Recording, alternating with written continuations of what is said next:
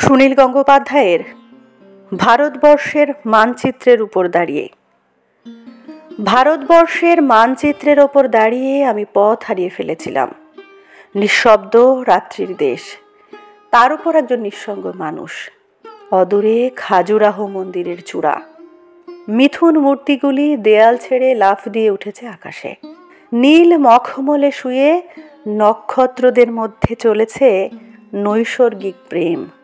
আমি যে কোনো দিকে যেতে পারি, অথচ আমার কোনো দিক নেই। ভারতবর্ষের মানচিত্রের ওপর দাঁড়িয়ে আমি পথ হারিয়ে ফেলেছিলাম। সেই দিনটি ছিল বর্ষণ সিক্ত। মাঝে মাঝে এমন হয়, আকাশ নিচে নেমে আসে, গাছগুলি দুহাত বাড়িয়ে ডাকে, এসো এসো। বোঝা যায় এখন এই পৃথিবী মানুষের জন্য নয়, বস্তু বিশ্বের মধ্যে চলেছে গভীর দেয়া নেয়া।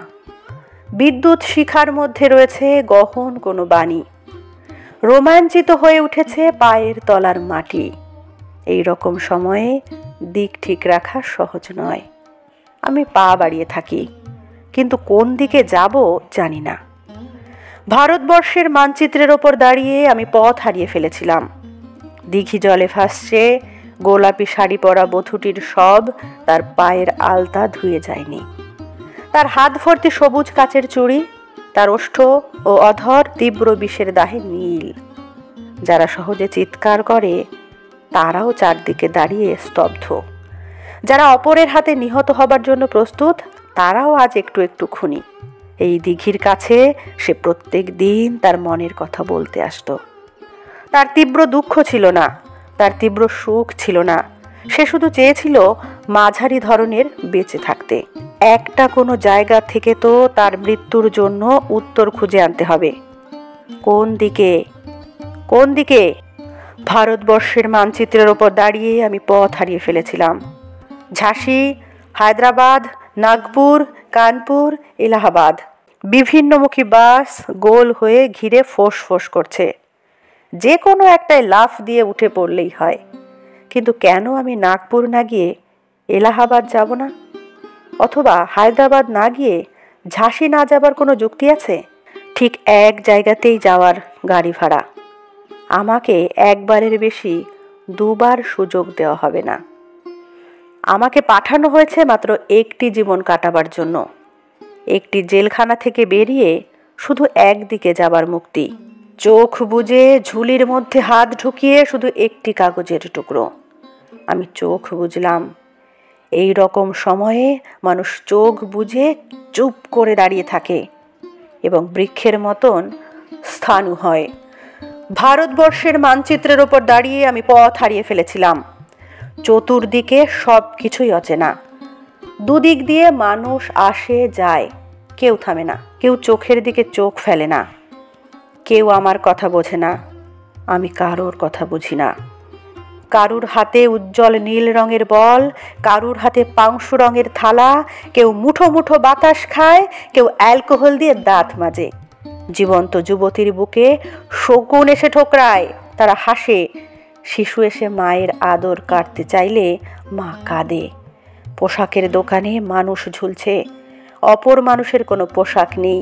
মাংসের দোকান মানুষ ঝুলছে, অপর মানুষের কোনো মাংস নেই। এই ঘোর অচেনা রাজ্যে আমি একটু দাঁড়াবারও জায়গা পাই না। আমি কি এখানকার কেউ নয়? এ আমার দেশ, এ আমার দেশ বলে চিৎকার করে উঠি, কর্ণপাত করে না একজনও। এমনকি আমার দেশও কোনো উত্তর দেয় না। ভারতবর্ষের মানচিত্রের ওপর দাঁড়িয়ে আমি পথ হারিয়ে ফেলেছিলাম। একটি ঠিকানাহীন চিঠি এসেছে। আমায় যেতে হবে, যেমনভাবে মৃত্যুর নির্ভুল চিঠি আসে। কিন্তু মৃত্যু কারোর জন্য অপেক্ষা করে না। আমার জন্য একজন প্রতীক্ষায় বসে আছে। সে কোথায় জানি না।